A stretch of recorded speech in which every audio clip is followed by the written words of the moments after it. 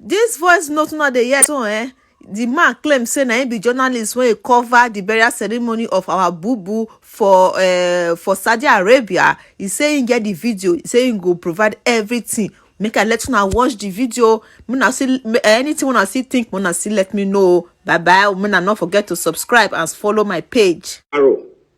Hello. So the whole scenario is that President Muhammad Buhari, he died on the 19th of February. On the 19th of February, please, those analysts, if you can take notes, take pen and your paper and note these things down. Note them down carefully. I'll be giving a specific things here, specific details right now. Okay, number one, President Muhammad Buhari died on the 19th of February, the year 2017. He died in Newcastle, in Freeman Hospital, Newcastle. He died as a result of heart problem, heart disease, which the Nigeria presidency failed to disclose. On the 19th of February, I was in London by the special grace of God. I'm a journalist. I work with one of the Nigeria broadcasting station and one of the leading Nigeria broadcasting stations. So I covered the event in London. He died in Freeman Hospital, Newcastle. I was there. I covered the event. Then, you know, Muslim, they don't embalm people. So on the 20th of February, he was flew in to Saudi Arabia where he was buried. I was there live and I covered the event where Aisha Buhari put on white attire. I think you are with me. Go ahead. So where Aisha Buhari put on white attire and the children. Can you pause a bit? And let me remind Nigerians and the entire world that this event he said he covered, he have the video. He have the video. I do. Go ahead. I have all the video. So the Nigeria Aisha was putting on white as a sign of mourning to her husband, who is the late President Muhammadu Buhari. Then the children, according to the Muslim tradition, were putting on black. I have the video, I have the photograph and everything. You understand? Then on the 23rd of February, I was in Ethiopia as a journalist. I moved around. So I was in Ethiopia where the African Union, the AU, hold a summit, a mini silence for late President Muhammadu Buhari on the 23rd of February, the year 2017. Hold on, please. I know that interrupting you is I know this kind of thing is very, very difficult, but please hold on. Now, you, after covering the event, you went to Ethiopia on the 23rd of April, on the 23rd of February yes. 2017. And yes. You were there at the African Union Summit or whatever. Yes. You covered it with your own camera as a journalist, and yes. You have the video. Exactly, I do. Go ahead. So I covered the events there where the African Union hold a mini silent for late President Muhammadu Buhari. So to show their last respect to the late President Muhammadu Buhari of the Nigeria government. Then on the 28th of February, still, which I think is the last day of February, then what was it called? Queen Elizabeth gave a condolence statement to the Nigeria government in respect of late President Muhammadu Buhari, and which went viral. Yes. So all of these, the Nigeria government led by late Abakari and with the cabal swept under the carpet for selfish and greed reasons. Then on the 2nd of March, Eric Joyce, the ex-British lawmaker, he issued a statement, a condolence statement to Nigeria for the loss of her president. Are you with me, sir? Yes. Then they swept it under carpet, and the man got angry and came out to say that President Muhammadu Buhari is dead. If President Muhammadu Buhari if they think he is lying, that they should come out to challenge him. You understand what I'm saying now? Yes, that they should come out to challenge him in the court of law, that he will come out with every evidence to prove that Muhammadu Buhari is dead. As I talk to you since 2017, till this minute, nobody from the Nigerian government all across the nations of the earth came up to challenge Eric Joyce, the ex-British lawmaker. That went by. Then on April 17th, one American journalist by name Mark Smith, he came up to say that the corruption going on in Nigeria is unbearable, that he can only imagine how the Nigerians are surviving in that country, that there is corruption everywhere. You understand? So we just talked over all this. But what actually prompted me to come up to this tonight is, one, the Nigerian youth have been suffering 60 years of independence, 60 years of suffering and smiling, and yet the government is taking them for granted. Now the Nigerian youth, they came up to say, no, enough is enough. We don't need this anymore. Let's put an end to this. All what they could do was to send the military to fire them. If they think maybe I am lying, let Aisha Buhari, the wife of the late President Buhari, come up to tell me that the imposter parading himself as the Buhari is her husband. If I am lying, okay, hold it there. First of all, I want you to tell me, because you are one of the best journalists, but people don't know. Like I said, you don't need to mention your name. You don't also need to mention the Nigeria TV station where you work and all that. So now during the time when this man died, I want you to tell me, what did you do? Like, did you contact anybody in Nigeria, like any prominent politicians, and who is the person and what did you discuss? And can you tell us why, what happened that the Nigerian media didn't carry out the news, including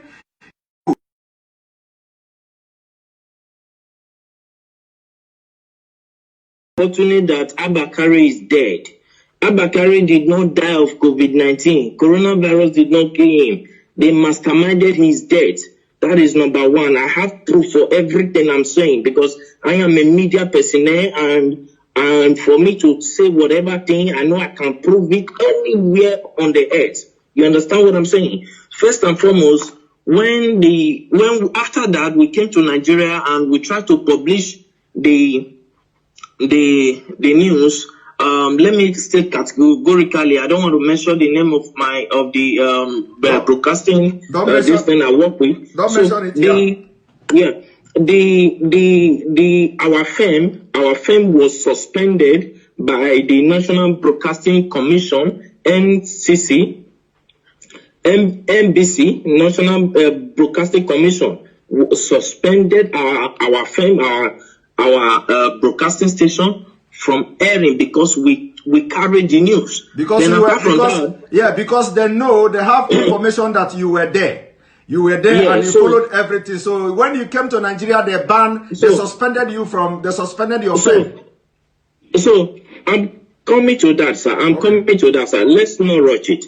Late Abakari called me to Aso Rock. You understand what I'm saying? Yes. So I flew into Abuja to go and see him, and he told me that if I can keep quiet, that my safety to be alive will be guaranteed, and for my generation to come, no, we suffer again as a result of the bribe he was offering me. You understand what I'm saying? Yes. So I told him, accepting bribe is not the problem, but my conscience will judge me till I die. Yes. So I cannot do that. And to God who made me, I'm saying this categorically, and God Almighty is my witness. I did not take a dime from him. So I left. Then I called Bola Tinubu Asiwaju, the Lagos State richest man on earth. Let me use the word. So I called him on his MTN line. I can call the line now, the MTN line that I use in reaching him. I can say it here. The number is 080-622-40104. That is the number I use in calling Bola Tinubu Asiwaju. So I called him on phone to tell him about the development, and he came on to tell me that I should shut up, I should keep quiet, and so many other trash and nonsense that he told me that at the end of the day, I was suspended from my work. You understand? As a journalist. Okay, hold it there. So you called Bola Ahmed Tinubu to tell Tinubu, of course you normally call him too. This is not the first time you are calling him, by the way. We normally communicate. Okay, so you called him on this number you called now, 080-622-40104. Yes. And then he tell you to shut up and tell you a lot of things. He specifically, I can still remember, I still have the record of that conversation. You understand? Because as a journalist, you keep record of things, because years to come you might need it. You understand me? Okay. So I still have the record of that conversation. So when I called him, he told me that Nigeria is not like other countries. That Nigeria hymns of affair revolve and must continue to revolve around the cycle. You understand now? He told me that it must continue to revolve around the cycle, that the system of governance in Nigeria is different from every system of governance in the world, on earth, that in Nigeria transparency is something that they don't toy with, that they try to hide everything, that it's not everything the masses must know. It's not everything the masses, the people of Nigeria must be aware of. Are you getting what I'm saying, sir? Yes, yes. So he told me, and he offered me money too. He offered me a bribe. He said, as long as I kept quiet, then I called the vice president too, Yemi Osibanjo. You called the vice president too? Okay. Yes, I have his contact, but I for security reasons, I wouldn't want to disclose his contact to the public. You understand what I'm saying? Yes, go ahead. If you needed one, I can give it to. No need.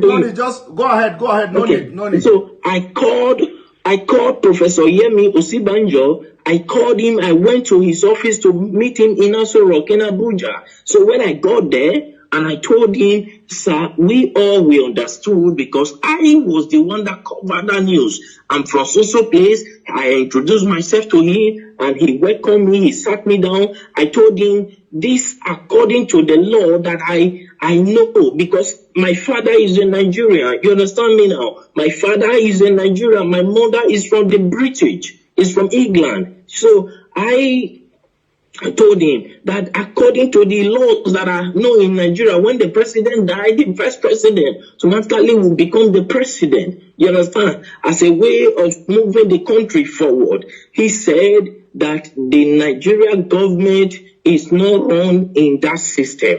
I said, no, when Goodluck Jonathan was there, that was what happened. When the president died, he was the vice president and he came up to be the president. You understand what I'm saying? And he said, please, for my safety, I should keep quiet and go my way. That the course of things will play out by itself in Nigeria. The reason I got to understand that. Can you pause a little bit, please? I know that this is very difficult, when I'm, pausing you all the time. So, is it that because of the way you have actively trying to air this news was the reason why you were suspended and sacked or something? I wasn't sacked, sir. I was suspended. Okay, you were suspended. Okay. So was it the reason? Was it the reason you were suspended? Yes. Okay. All right. Go because ahead. I told them that I will publish it. Then, as at that time, I was receiving so many threats. Like seriously, people started threatening my life, threatening me here and there. Then I called, what's it called? El-Rufai, because El-Rufai was there when Buhari was being buried in Saudi Arabia. El-Rufai was there, the Sultan of Sokoto was there, Ganduje was there. As at that time, then about 10 or 11 persons, prominent people from Nigeria were there, including other people who came to the burial ground. But the people that were there, El-Rufai was there. The Sultan of Sokoto was there. You understand what I'm saying now? Yes. So when they were burying him in Saudi Arabia, and they started threatening me. At that time, they threatened me. Because I told them I will publish the video. You understand what I'm saying? Yes. And I understand that many of them are hearing me right now. I understand that many of them will come up to say it's a lie, nothing like that happened. But if any of them can come up to challenge me that this and this and this I'm saying now never happened, I will be very glad, because I will pick it up from there. I will take it to the court, to the International Court of Law. Let Aisha Buhari come up to tell me that the man he's posting as a Buhari is the real Buhari. I will come up with every evidence, including the video of how he was wrapped with the Nigeria flag, yes, with the green, white, green cloth. Okay. I will come up with the video of everything. Okay, let them come out and challenge me. Okay, hold it there. So actually, the video and all these pictures were taken away from you, but you have your own backup as a journalist. I always have backup. All right. I always have backup. Go ahead. Continue. My camera was seized as a journalist. It was seized at the airport in Lagos. Your camera was seized at the airport as you are coming back to Nigeria? Yes, in Lagos. Okay. Till today that I'm talking to you, I've never set my eyes on that camera. But you have backup. You understand they didn't know that. You know they are Of course, I have all my backup. Even this evening, I was going through the backup. I was playing all of them. I was going through them again. So if they want to debunk this thing, I'm saying that it's a lie. Nothing like that happened. How come the AU, the Africa, our presidents, had a minute silent for them? As at that time, I could remember I called the president of Ghana on this issue. The president of Ghana told me that it is not in their interest that if the people of Nigeria cried out for 30 days. That is when they will take up the case, that the AU will take up the case. As long as nobody has cried out, that it is assumed that they understood what is going on, that in Nigeria is not Ghana. That is what the president of Ghana told me. You understand what I'm saying now? Yeah. I understand that many of them are hearing me right now. Let any one of them come up to challenge me. I went to Ethiopia.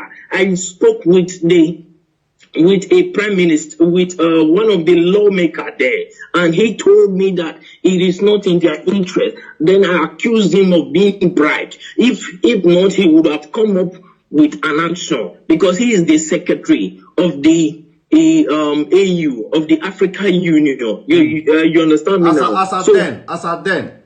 Yes, as at that time. So I challenged him. I accused him that they have been offered bribe, and he told me that he has never received any bribe from Nigeria, though many of them are coming with proposal. But whether he later accepted bribe, I don't know. You understand what I'm saying now? But the truth is this: Buhari is long dead in Freeman Hospital in Newcastle in London on the 19th of February, the year 2017. He's dead. Buhari is dead. He was buried in Saudi Arabia. Nobody can tell me that he's still alive.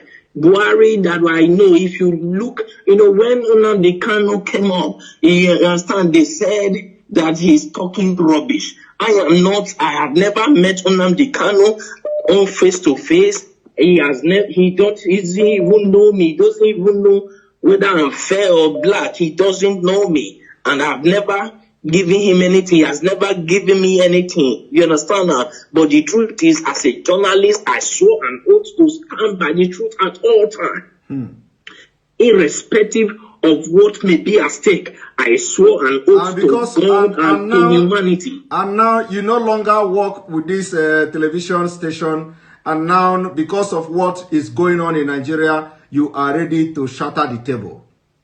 If I am not answerable to any Nigerian authority, you understand now? When I was suspended, I was waiting if my suspension would be lifted. I waited for a period of 6 months. My suspension was not lifted. Then I resigned. I sent them my resignation letter. Then I left. I started my own firm by myself. You understand me now? Which I am growing by the special grace of God. You understand what I'm saying now? Then what we do, because a lot of people, of course, a lot of people are demanding that we are not going to discuss here, whether we are going to, how we're going to bring video to start flashing and stuff like that, because we want to be killing them, slowly.